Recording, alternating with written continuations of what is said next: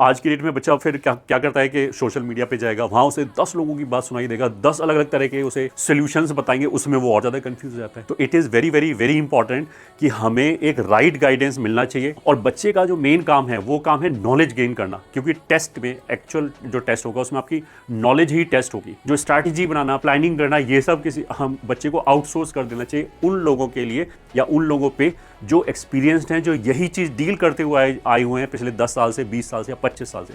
उन्होंने एग्जाम के different phases को देखा हुआ है, एग्जाम की डिफिकल्टी लेवल को देखा हुआ, प्लस जो लाखों बच्चों को देखा हुआ है कि किस बच्चे ने क्या किया, क्या उसका रिजल्ट रहा, क्या ऑप्टिमम रिजल्ट्स है।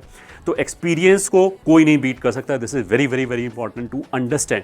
मतलब जो चीज़ हमारे लिए कट आउट नहीं है, मतलब जैसे अगर कोई टीचर है वो एक ही सब्जेक्ट पढ़ा रहा होगा, 10-20 साल से पढ़ा रहा होगा, you will be studying 3 subject, वो भी बहुत सारे बच्चे पहली बार पढ़ रहे होंगे। प्लस आपका जो माइंडसेट होगा वो केवल बहुत सारी चीजें आपको लगेंगी ये लॉजिकल है, बट टीचर को ये पता है कि दिस इज नॉट लॉजिकल और आगे चल के इसमें ये फ्लॉ आएगा। कुछ कुछ स्ट्रेटजीज आपको लगती है कि अभी ये हमारी बेस्ट स्ट्रेटजी है और इससे तो काम हो जाएगा, but down the line 2 months down the line या 3 months down the line you will realise कि जो मैंने स्ट्रेटजी फॉलो की उसमें ये पिटफॉल्स हैं, अब ये चीज़ तो मैं कर ही नहीं सकता।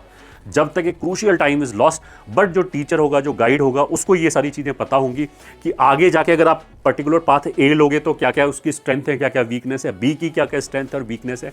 तो इसके लिए वो आपको बार्गेन करके एक बेस्ट पॉसिबल रास्ता बताएगा आपके हिसाब से। हर बच्चे की जो प्रिपरेशन लेवल है वो बिल्कुल, प्रिपरेशन का एक्सपोजर है, प्रिपरेशन का जो पाथ है वो बिल्कुल अलग अलग है, क्योंकि हर बच्चे की सिचुएशन बिल्कुल अलग अलग होती है। ये ठीक है, किसी ग्रेस्पिंग पावर बहुत शार्प है, ये ठीक है, उसको रटा नहीं जाता।